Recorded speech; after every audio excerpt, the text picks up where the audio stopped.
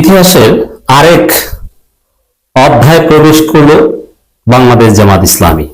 প্রত্যেক দিন জামাত ইসলামীতে নতুন নতুন ডাইমেনশন, যেটা অতীতে কখনো হয়নি। আমরা যত দেখছি, রাজনীতি যতটা অবজার্ভ করছি, তত ইমপ্রেস হচ্ছি যে এটা কোন জামাত ইসলামী। জামাত এত ক্রিয়েটিভ তো কখনো ছিল না। জামাত ধর্মভিত্তিক রাজনৈতিক দল, আদর্শিক দল, বিপদ আপদে প্রতিকূলতার মধ্যে টিকে থাকতে পারে, কিন্তু এত সৃজনশীল কখনো ছিল না। আর সৃজনশীলতার অভাব ছিল বলেই তো পরিবেশ পরিস্থিতি কাজে লাগিয়ে 84 বছরে জামাত ক্ষমতা যেতে পারেনি। কিন্তু সেই জামাত এখন এমন এমন কাজ করছে, ইতিহাস সৃষ্টি করছে, ইতিহাসের এক একটা অধ্যায় অতিক্রম করছে। এটা আল্লাহর খাস রহমত ছাড়া সম্ভব নয়। নমিনেশন প্রক্রিয়ার মধ্যে আপনারা দেখেছেন যে চমক, সেই হিন্দু নেতা নমিনেশন পেয়েছে, সাংবাদিকের নমিনেশন পাচ্ছে, সামনে আরো অনেক কিছু দেখবেন। ওই সব ব্যবসায়ীদের নিয়ে জামাত সম্মেলন করে, প্রোগ্রাম করে। এবার করেছে জাতীয় নার্সের সম্মেলন, ডাক্তারদের নিয়ে আছে, কিন্তু নার্সদের অনেকে গুরুত্ব দেয় না। জামাতের নার্সের সম্মেলনও করে জামাত। এটা একটা ইতিহাস। সামনে দেখবেন জামাত ম্যাথর সম্মেলন করেছে। ম্যাথর সম্মেলন, ম্যাথর বুঝেন, যারা বাথরুম পরিষ্কার করে। এখন আধুনিক যুগে এটা পরিষ্কার করার অনেক অ্যাডভান্স টেকনোলজি আছে, কিন্তু তারপর ওই টেকনোলজি ব্যবহার করে যারা করে, এটা নিচু শ্রেণীর পেশা মনে করা হয় বাংলাদেশে, ওইভাবে ট্রিট করা হয়। আমি তো দেখতে পাচ্ছি জামাত যেদিকে যাচ্ছে, তাতে গরু ব্যবসায়ী, ছাগল ব্যবসায়ী, কুত্তা ব্যবসায়ী, কুত্তা পালনকারী এবং সাপ বা এই বন্য পশু যারা কেয়ার নেয়, তাদের নিয়ে, সবাইকে নিয়ে সম্মেলন করবে। সব এমন কোন সমাজের সেক্টর থাকবে না যেখানে জামাত ইসলামী কাজ করবে না। সিনেমা, নাটক, সব জায়গায়, ক্রিকেটে আছে, ফুটবলে আছে, সব জায়গায় আছে। জামাত সে ইতিহাস সৃষ্টি করতে যাচ্ছে। মানে জামাতের সব শ্রেণী পেশার মানুষের প্রতিনিধিত্ব থাকবে এবং দেশ চালাতে যা করা দরকার জামাত সেটা করবে। রাষ্ট্র চালাতে জামাতের কোনো দুর্বলতা, উইকনেস থাকবে না। এটা জামাত ক্ষমতা আসার আগেই নিশ্চিত করছে। দর্শক অলরেডি দেখেছেন জামাত ইসলামের একজন ক্রিয়েটিভ সৃজনশীল প্রার্থী। এটা জামাতের একটা চমক। তুরস্কের একটা বিশ্ববিদ্যালয়ে শিক্ষকতা করতে, সেটা ছেড়ে বাংলাদেশে আমিরে জামাতের আহ্বানে চলে এসেছেন হাফিজুর রহমান, ডক্টর হাফিজুর রহমান। তিনি এখন তার নির্বাচনে আসনটা সম্ভবত নেই। এখন তিনি প্রার্থী থাকবেন কিনা, অথবা আমি তো মনে করি যে তাকে অন্য সময় হলো নমিনেশন দেওয়া দরকার, তার মতো তরুণ দরকার। এই জন্য ঢাকার কোন আসনে অথবা গাজীপুরের কোন আসনের প্রার্থী পরিবর্তন করে হলো হাফিজুর রহমানকে জামাত নমিনেশন দেবে, এটা বিশ্বাস করতে চাই। অথবা হাফিজুর রহমান যে এলাকায় কাজ করতে হবে, ওইটা যে আসনের মধ্যে পড়েছে, ওই আসনের প্রার্থী হাফিজুর রহমান থাকবে, এটা আমাদের পরামর্শ। কারণ তার চাইতে যোগ্য প্রার্থী গাজীপুরে আর নাই। হাফিজুর রহমান সাহেব পোষা প্রাণী, কুকুর, বিড়াল বা এই ধরনের পোষা প্রাণী, অনেকে বেজি পালে। বেজি বুঝেন না? বুঝলে সার্চ দিয়ে দেখেন। এই পোষা প্রাণীর কেয়ারিং এর সিস্টেম, তাদের ট্রিটমেন্টের সিস্টেম, তাদের জন্য আলাদা সার্ভিস চালু করেছে। মনে করে যাচ্ছে সেই ওমর রাদিয়াল্লাহু আনহুর বক্তব্য যে ওমর রাষ্ট্র ক্ষমতায় আছে, শুধু মানুষের না, ওমরের সাম্রাজ্যে যদি একটা কুকুর না খেয়ে থাকে, তার জন্য আল্লাহর কাছে ওমরকে জবাবদিহি করতে হবে। জামাত ইসলামী এখন ওইভাবেই ভাবছে। হাফিজুর রহমানদের কার্যক্রমের মাধ্যমে আমরা এটাই দেখছি, এটাই ইতিহাস। একটা পোষা বিড়াল, একটা পোষা কুকুর, এরাও যদি বিনা চিকিৎসায় মারা যায়, জামাত ইসলামী মনে করে তাদেরকে জবাবদিহি করতে হবে, তাদের দায়বদ্ধতা আছে।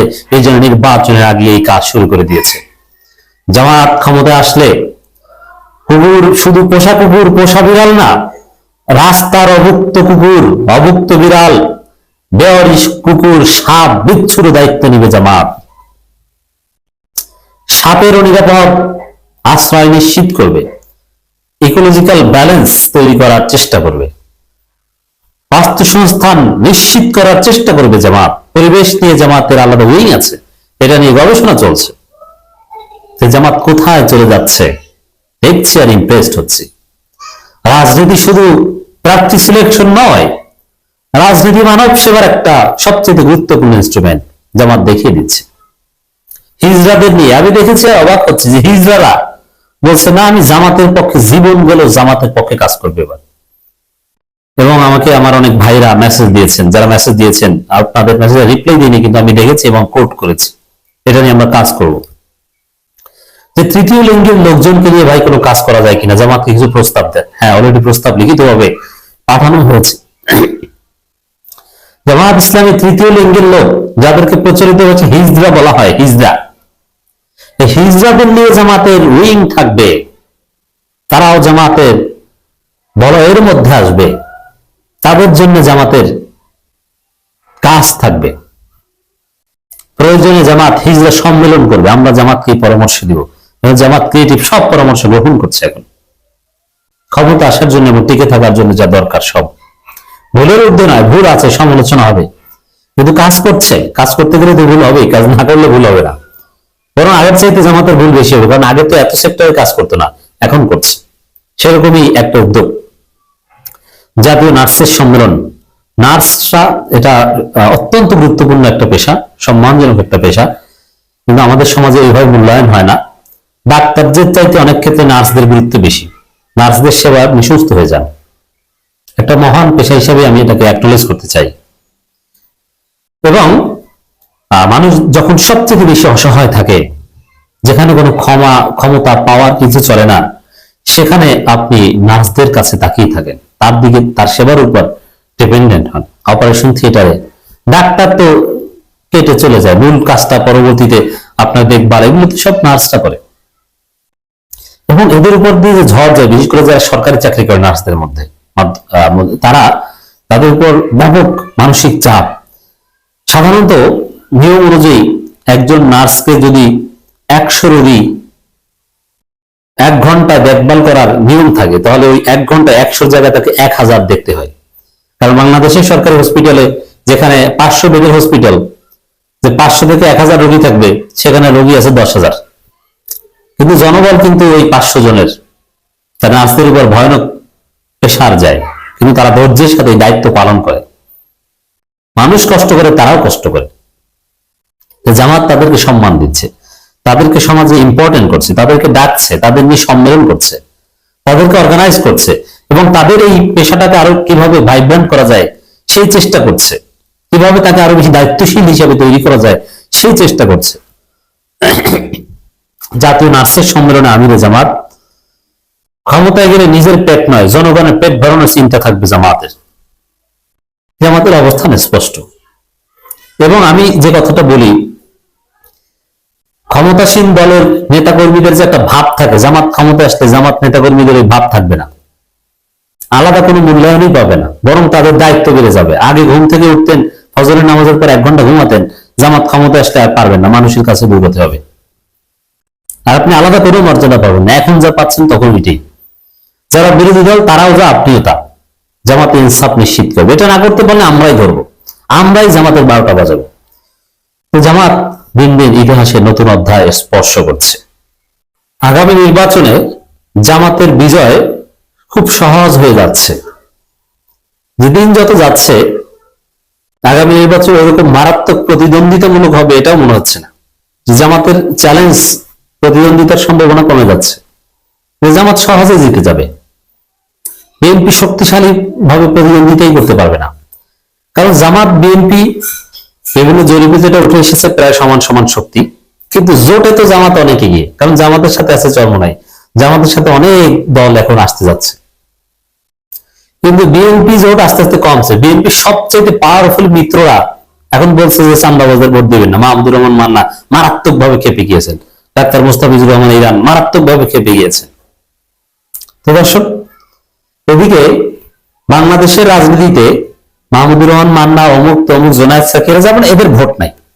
কিন্তু জোটের রাজনীতিতে ফ্যাক্টরস, বিএনপি জামাত এরা তো সমান সমান দল, কিন্তু জামাত এখন জনসমর্থনের দিক থেকে বিএনপি চেয়ে এগিয়ে গেছে, কিন্তু দুই প্রতিদ্বন্দ্বী দল হিসেবে আমি সমান সমান ধরলাম। কিন্তু জোটের সমীকরণে জোটের সমীকরণে বিবেচ্য দল মূলত চরমোনাই, এনসিপি, এই 4টা দল হচ্ছে রাজনীতিতে গুরুত্বপূর্ণ অ্যাক্টরস। বিএনপি জামাত আর তার বাইরে চরমোনাই এনসিপি। কিন্তু বাস্তবে দেখা যাচ্ছে, আমরা যেটা দেখছি রাজনীতিতে, চরমোনাই এবং এনসিপি, চরমোনাই অলরেডি জামাতের সাথে চলে গেছে, আর এনসিপি বিএনপির সাথে যেতে পারছে না। বিএনপি নিজেরাই বিরাট ঘটনা ঘটিয়ে দিয়েছে যে এনসিপির সাথে জোট সম্ভব নয়। ওদিকে দুই উপদেষ্টা, ছাত্র উপদেষ্টা আসিফ এবং মাহফুজ, তারা না পারছে বিএনপিতে যেতে, না পারছে এনসিপিতে যেতে। বিএনপির সাথে জোট হচ্ছে না, কারণ বিএনপি কি করেছে, এনসিপির শীর্ষ নেতাদের আসনে বিএনপি প্রার্থী ঘোষণা করেছে। এটার উপর ভিত্তি করে বিভিন্ন গণমাধ্যম রিপোর্ট করেছে বিএনপি এনসিপি জোট গঠনে ভাটা, এনসিপির শীর্ষ নেতাদের আসনে প্রার্থী ঘোষণা বিএনপি। এরপরে দিবালোকের না স্পষ্ট হয়ে গেছে যে বিএনপি এনসিপি জোট সম্ভব না। আর হাসনাত আব্দুল্লাহ তো আগেই বলেছেন যে মরে গেলেও চান্দাবাজদের সাথে জোট করব না। তাহলে রাজনীতিতে সর্বশেষ যে সমীকরণ, বিএনপি নিজেরাই নিজেদের বিরুদ্ধে নিজের পায়ে নিজেই কুড়াল মেরেছে। এখানে বিএনপির জেতা আর সম্ভব নয়, জামাতের বিজয়টা সহজ হয়ে যাচ্ছে। কারণ এনসিপির চাইতে এমনিতে চরমোনাই অনেক বড় দল। চরমোনাই হচ্ছে বাফার পার্টি, তারা যেদিকে ভোট দিবে তারাই এখন জিতে যাবে। আর চরমোনাই তো অলরেডি জামাতের সাথে মিলেমিশে একাকার, অবিচ্ছেদ্য জোট চরমোনাই জামাত হয়ে গেছে, আদর্শিক জোট হয়ে গেছে। নির্বাচনী জোট হয় নর্মালি কৌশলগত জোট, যেমন বিএনপি জামাত জোট ছিল কৌশলগত জোট, কিন্তু জামাত চরমোনাই জোট ইসলামী জোট, আদর্শিক জোট, ইসলাম কায়েমের জোট, কোরআনের রাজ কায়েমের জোট। দর্শক, এই জায়গায় জামাতের বিজয় খুব সহজ হয়ে যাচ্ছে। আর এনসিপির বিরুদ্ধে বিএনপি এইভাবে প্রার্থী ঘোষণা করে দিবে, এটা এনসিপি কল্পনাও করেনি। অকল্পনীয় ঘটনা ঘটে গেছে। এখন এনসিপি একটা স্যাকা খেয়েছে। এনসিপির একটা অংশ যারা ভেবেছিল যে না, বিএনপি তাদের সম্মানে ঢাকা 10 বিভিন্ন জায়গায় প্রার্থী দেয়নি, তবে মূল বিষয় হচ্ছে যে এনসিপি কে আসলে বিএনপি গণে না। এনসিপি অনেক ভুল ত্রুটি করেছে, ওদের ভবিষ্যৎ ওরা নিজেরাই নষ্ট করছে। তো সেখানে এখন জামাতের অনেকে বলছে, জামাতপন্থী, এমনকি এনসিপির একজন নেতাকে দেখলাম, বড় নেতা ছিলেন, বহিষ্কৃত, এখন দুই গ্রুপের কামড়াকামড়ির কারণে বহিষ্কৃত। তিনি বলছেন যে জামাতকে বলবো, জামাত যেন এই জুলাই কাদ্দারদের জোটে না নেয়। আর বিএনপি তো নিজেরাই নিজেদের প্রার্থী নিজেরাই টিকিয়ে রাখতে পারছে না, জোট আবার কিসের? মাহমুদুর রহমান মান্না তিনি নিজে বলছেন যে চান্দাবাজদের ভোট দিবেন না, এখানে আর তো কিছু বাকি থাকে না। তারেক রহমান নাকি কাউকে বলেন না কারোর সাথে। তারেক রহমান নিজেই হতাশ, তার নিজেরই রাজনীতি নেই, তিনি অন্য রাজনীতি সেট করবেন কিভাবে? এইসব সমীকরণে জামাতের বিজয়টা সহজ হয়ে যাচ্ছে। বাংলাদেশ জাতীয়তাবাদী দল বিএনপি ও জুলাই আন্দোলনের সামনের সারিতে থাকা তরুণদের নতুন রাজনৈতিক দল জাতীয় নাগরিক পার্টির মধ্যে নির্বাচনী জোট গঠনের গুঞ্জন দেশের রাজনৈতিক অঙ্গনে সাম্প্রতিক সময়ের অন্যতম আলোচিত এক ইস্যু। সর্বশেষ এনসিপি নেতা নাসিরুদ্দিন পাটোয়ারিকে বিএনপি এনসিপি ঐক্য নিয়ে প্রকাশ্যে কথা বলতে দেখা গেছে। রাজধানী ঢাকা সহ বেশ কয়েকটি সংসদীয় আসনের সমঝোতার বিষয়ে দল দুটির মধ্যে অনানুষ্ঠানিক আলোচনা চলছে। এসবের মধ্যে ত্রয়োদশ জাতীয় সংসদ নির্বাচনের সামনে রেখে দ্বিতীয় দফায় আরো 36টি আসনে দলের সম্ভাব্য প্রার্থীর নাম ঘোষণা করেছে বিএনপি। এই তালিকা বিশ্লেষণ করে যেটা দেখা গেছে যে এনসিপির গুরুত্বপূর্ণ সব নেতার আসনে বিএনপি প্রার্থী ঘোষণা করেছে। এখন এটা দুইটা তাৎপর্য থাকতে পারে। একটা হচ্ছে যে বিএনপি এনসিপি কে আরো কম সিট দিতে চায়, কারণ এনসিপি অলরেডি অনেকটা বিএনপির ফাঁদে পড়েছে। বিএনপির কথায় খালেদা জিয়ার অসুস্থতা বিবেচনায় নির্বাচনের তফসিল আরো দেরিতে ঘোষণা করার কথা বলে ফেলেছে। এটা একটা ফাঁদ। এখন যাতে দুই তিনটা দিয়ে এনসিপি কে সান্ত্বনা দেওয়া যায়, এই জন্য প্রার্থী ঘোষণা করে ওদেরকে আরো চাপে রাখা, এটা একটা দিক। আর একটা দিক হচ্ছে যে না, আসলে সম্ভব হচ্ছে না, তোমাদের সাথে তোমাদের গুণে লাভ নাই, আমরা নিজেরাই কামড়াকামড়ি করে খেতে পারি না, আর তোমরা আসো কোথা থেকে। দুইটা দিক। তো এই যে যেটাই ঘটুক, এই দুইটা জিনিসই জামাতের বিজয় সহজ করবে। আর এখানে নাসিরুদ্দিন পাটোয়ারি যে বিএনপি এনসিপি জোটের বিষয়ে যে বলেছিলেন, ওটার আবার আরেকটা কারণ আছে। বিএনপি এনসিপি জোটের হাকিকাত হচ্ছে তারেক রহমানকে মাইনাস করা। কারণ নাসিরুদ্দিন পাটোয়ারি বলেছেন বিএনপির সাথে জোট হতে পারে, ঐক্য প্রয়োজন, কিন্তু পরিবারতন্ত্র থেকে বের হয়ে আসতে হবে। তো পরিবারতন্ত্র থেকে বের হয়ে আসা মানে কি? পরিবারতন্ত্র থেকে বের হয়ে আসা মানে তারেক রহমানকে মাইনাস করো। এখন দেখা যাচ্ছে যে রাজনীতিতে নানান সমীকরণে অনেক বড় বড় রাঘব বোয়াল রাজনীতি থেকে মাইনাস হয়ে যাচ্ছে, যার ফলে জামাতের বিজয় আরো সহজ হবে। যেমন এনসিপি জোট করতেছে বিএনপি, তাও তারেক রহমানকে মাইনাস করার শর্তে। মজা না? এতে করে রাজনৈতিক অঙ্গনে ফের আলোচনা জল্পনা পাখা মেলতে শুরু করেছে। বিএনপি এনসিপি সম্ভাব্য জোটের প্রক্রিয়া ভাটা পড়লো কিনা? অবশ্যই ভাটা পড়েছে। বিএনপি এনসিপি সম্ভাব্য জোট সে আলোচনাও হচ্ছে বেশ জোরে সোরে। তবে এনসিপি নেতারা বলছেন এ নিয়ে তারা ভাবছেন না। অবশ্যই ভাবছেন, কিন্তু এটা তো আর বলবেন না। তারা 300 আসনে প্রার্থী ঘোষণার প্রস্তুতি নিচ্ছেন, এটা ফাও কথা। তাদের 30 জন প্রার্থী আছে, 300 আসনে কিসের প্রার্থী দেবে? রাজধানী গুলশান চেয়ারপারসনের দলীয় কার্যালয়ে দ্বিতীয় দফায় প্রার্থী তালিকা ঘোষণা করেন বিএনপি মহাসচিব মির্জা ফখরুল ইসলাম আলমকে। সেখানে এনসিপির হেভিওয়েট নেতাদের নির্বাচন করার আলোচনা রয়েছে। এর মধ্যে অন্যতম ঢাকা 7, ঢাকা 9, ঢাকা 10 এবং ঢাকা 18 আসন। সবুজবাগ, খিলগাঁও ও মুগদা এলাকা নিয়ে গঠিত ঢাকা 9 আসনে নির্বাচন করার ঘোষণা দিয়েছেন এনসিপি সিনিয়র যুগ্ম তাসনিম জারা। সেখানে বিএনপির হাবিবুর রশিদকে প্রার্থী ঘোষণা করেছে। ঢাকা 18 আসনে নাসিরউদ্দিন পাটোয়ারি লড়বেন বলে ঘোষণা দিয়েছেন, সেখানে জাহাঙ্গীরকে প্রার্থী ঘোষণা করেছে। এছাড়া ঢাকা 10-এ আসিফ মাহমুদের জন্য খালি রাখা হয়েছিল, সেখানেও ঘোষণা দেওয়া হয়েছে।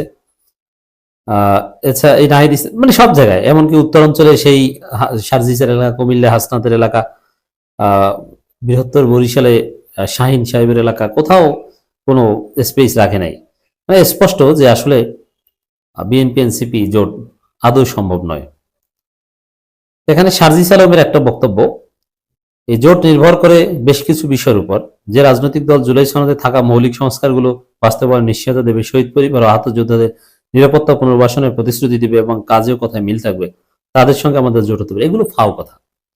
জোটের হিসাব নিকাশ ওগুলো আসন ভাগাভাগির উপর নির্ভর করে। এনসিপিতে জুলাই বিক্রি করে খাচ্ছে জুলাই ভিত্তিক দল জামাত ইসলামী। শহীদদের প্রতি কমিটমেন্ট একমাত্র জামাত রক্ষা করতে পেরেছে, অন্য কেউ পারেনি। মীর মুগ্ধর ভাই স্নিগ্ধ ভাইয়ের রক্ত বিক্রি করে বিএনপিতে যোগ দিয়েছে নমিনেশন পাওয়ার জন্য, পায় নাই। এনসিপি এর চাইতে কোনো অংশ কম না। বিএনপি জুলাই বিরোধী, এটা তো এনসিপির কাছে স্পষ্ট। সালাউদ্দিন জুলাইকে আবেগ বলেছে। বিএনপি জুলাই সনদের আইনি ভিত্তি চায় না। বিএনপি হাসিনার সংবিধানে রক্ষা করতে চায়।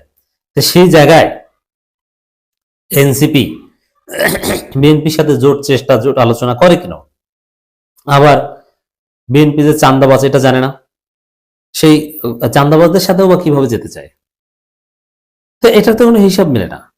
অতএব দর্শক, এটা দিবালোকের স্পষ্ট যে এগুলো সব স্বার্থের খেলা। কিন্তু স্বার্থের খেলা স্বার্থের কারণেই আর মিলবে না। জামাতের ক্ষমতা যাওয়ার রাস্তাটা খুব সহজ হয়ে যাচ্ছে। একই সাথে জামাত, ডক্টর ইউনূস সরকার, নির্বাচন কমিশন সবাই প্রস্তুত, কিন্তু বিএনপি অনেক পিছিয়ে। বিএনপির কোনো খবর নাই, বিএনপির দৃশ্যমান কোনো প্রস্তুতি নেই। কথা বলছি ত্রয়োদশ জাতীয় নির্বাচন নিয়ে। দর্শক, এই মুহূর্তে সরকার বলছে আমরা নির্বাচনের জন্য পুরোপুরি প্রস্তুত। ডক্টর ইউনূস সরকার, স্বরাষ্ট্র উপদেষ্টা থেকে শুরু করে সবাই, যেমন উপদেষ্টা শারমিন বলেছেন নির্বাচন আয়োজনে সরকার ও কমিশন প্রস্তুত। এর মানে সরকারও প্রস্তুত, নির্বাচন কমিশনও প্রস্তুত। নির্বাচন কমিশন তো ডেইলি বলছে আমরা রেডি, কোনো সমস্যা নেই। আর জামাত একদম পোলিং এজেন্ট, মানে তাদের যে এজেন্ট থাকবে নির্বাচন কমিশন ভোট কেন্দ্রে, এজেন্টদের প্রশিক্ষণ দেওয়া, এজেন্টদের তালিকা করা থেকে শুরু করে প্রয়োজনে বাঁশের লাঠি বানানো পর্যন্ত প্রস্তুতি নিয়ে ফেলেছে। কারণ বিএনপি যদি ভোট চুরি করে, এজেন্টদের বের করে দেয়, এই থ্রেট প্রচার করছে, তাহলে পাল্টা মাইর দেওয়ার জন্য যা দরকার ওগুলো আছে। আমি বগুড়া থেকে খবর পেয়েছি যে এজেন্ট বের করে দিবে, লাঠি নিয়ে দখল করবে, পাশ দিয়ে পিটিয়ে দখল ছুটিয়ে দেওয়া হবে। তো জামাত পুরোপুরি প্রস্তুত। জামাতের প্রস্তুতি নিয়ে নিয়মিত বিভিন্ন গণমাধ্যমে রিপোর্ট হচ্ছে, অনেক এগিয়ে গেছে জামাত। এবং জামাতের মোটরসাইকেল শোডাউন শেষ। প্রচারণা প্রত্যেক মানুষের কাছে। প্রচারণা মূল কি? এখন তফসিল ঘোষণার পর একটা নির্দিষ্ট সময় পর্যন্ত প্রচারণা কিংবা ম্যানিফেস্টো, এটা তো আছেই, কিন্তু এছাড়াও এর বাইরেও প্রত্যেক মানুষের কাছে নিজের প্রতীককে পরিচিতি করে দেয়া। এখন তো ধরাবাঁধা নিয়ম নাই, এই ধরাবাঁধা নিয়মের ঊর্ধ্বে উঠে মানুষের কাছে প্রতীককে পরিচিতি করে দেওয়া থেকে শুরু করে আরো যে বিষয়, এগুলো সব জামাত সেরে ফেলেছে। এমন কোন মানুষ নাই যার কাছে জামাত পৌঁছায়নি, এমন কোন ভোটার নাই যার কাছে জামাত তাদের দাঁড়িপাল্লার মেসেজ পৌঁছে দিতে পারেনি, অনলাইন হোক অফলাইন হোক। সবার কাছে হয়তো অফলাইনে যেতে পারেনি, কিন্তু অনলাইন মিলিয়ে সবার কাছে গেছে। কিন্তু বিএনপি আছে অমুককে কেন প্রার্থী বানানো হলো, তাকে বাদ দাও, নইলে আমি কাফনের কাপড় পরে মিছিল করছি। বিএনপি আছে কাফনের কাপড় মিছিল, কাফনের কাপড়ের দাম বেড়ে গেছে, কারণ বিএনপি কাপড় কিনে ওগুলো পরে একজন দুজন না, শত শত মানুষ কাফনের কাপড় পরে তারপরে রাস্তায় নামে। কি ভয়ঙ্কর একটা দৃশ্য, মানুষ দেখতে ভয় পায়, ঘুমের মধ্যে লাফিয়ে উঠে যে কাফনের কাপড় দিয়ে, ওই যে আমার দিকে ছুটে আসছে কাফনের কাপড় পরে, কি যেন আসছে। মনে আছে একটা সময় বাংলাদেশে যখন সিডির যুগ ছিল, তখন দুই একটা সিনেমার সিডিতে কিনতে পাওয়া যেত, সিডি কিনে অনেকে দেখতো। কবর সিনেমা, মৃত্যু, আজরাইল আসছে, জান কবজ করছে, ভয়ঙ্কর এক দৃশ্য, বিরাট কাশি নিয়ে আজরাইল জান কবজ করতে আসছে, এরকম কিছু সিনেমা পুরো বাংলাদেশ ব্যাপী সারা জায়গাত মানুষ দেখতো। অনেক বেনামাজি নামাজ পড়তে বলে দেখে ভয়ে ঘুমাতে পারতো না।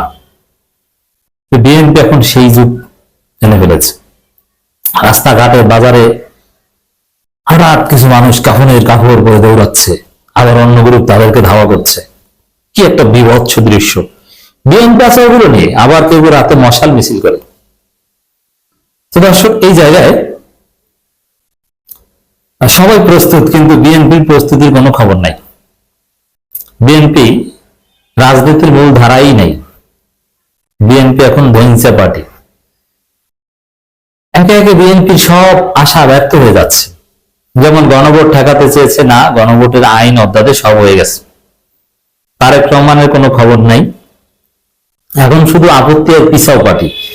এতদিন শুধু বিএনপিকে বলতাম জাতীয়তাবাদী আপত্তি পার্টি, এখন হচ্ছে পিছাও পার্টি। দুই একদিন পরে বলবো যে নির্বাচন পিছাও, তারেক রহমান আসেনি। প্রবাসী ভোটারদের নিবন্ধনের সময় বাড়াও, পিছাও পার্টি বিএনপি। কারণ তাদের তো প্রস্তুতি নাই। আগে ভাগে নমিনেশন ডিক্লেয়ার করে করেছে, আরেক বেলায় দেয়।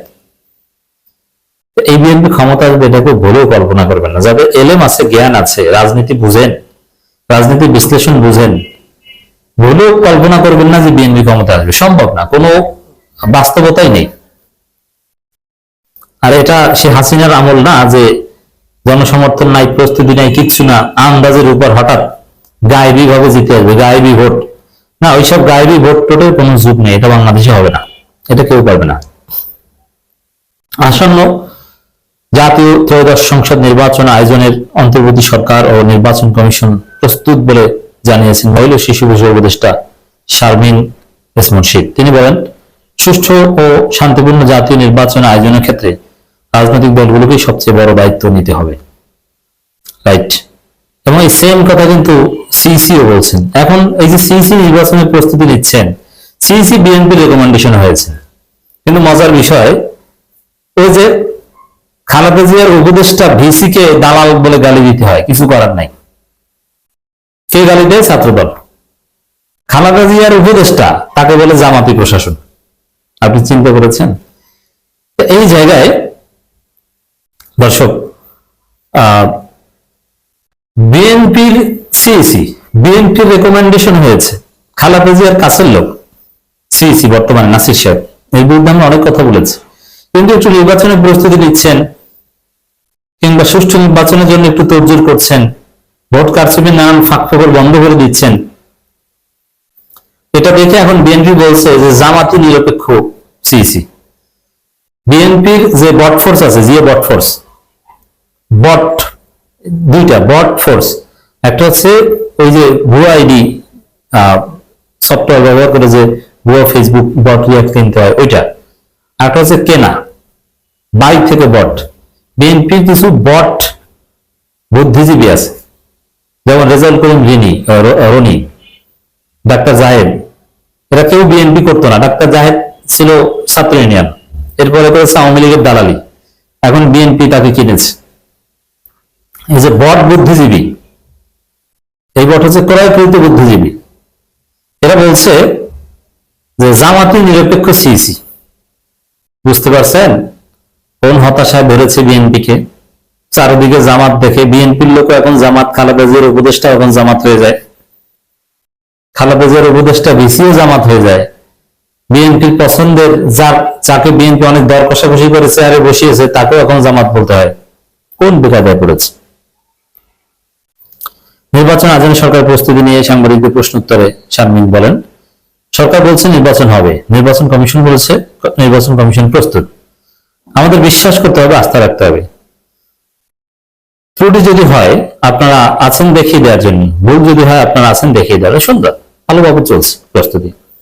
কিন্তু আরো বলেন, এই কাজটা সুন্দরভাবে করতে হলে সবচেয়ে বড় দায়িত্ব রাজনৈতিক দলগুলো, তাদের গণতান্ত্রিক আচরণ সংশোধিত এবং সুন্দরভাবে সাংগঠনিকভাবে সবকিছু করতে হবে। কিন্তু এখানে ভেজাল বিএনপি নিয়ে, বিএনপি তো জানে যে ফার্স্ট হতে পারবে না, এই কারণে ভেজাল করতে পারে, সতর্ক থাকতে হবে। নির্বাচনের জন্য বিএনপি পুরোপুরি প্রস্তুত, একথা বলছে রিজভী। অথচ আমরা দেখতে পাচ্ছি নির্বাচনের জন্য বিএনপি ওরকম কোনো প্রস্তুতি নেই। বিএনপি আছে কাফনের কাপড় কেনা বেচা নিয়ে, এক এক এলাকায় এক একটা ব্যবসা জমে ওঠে। এখন যদি কেউ কাফনের কাপড়ের ব্যবসা করতো তাহলে তার ব্যবসা হিট হয়ে যেত।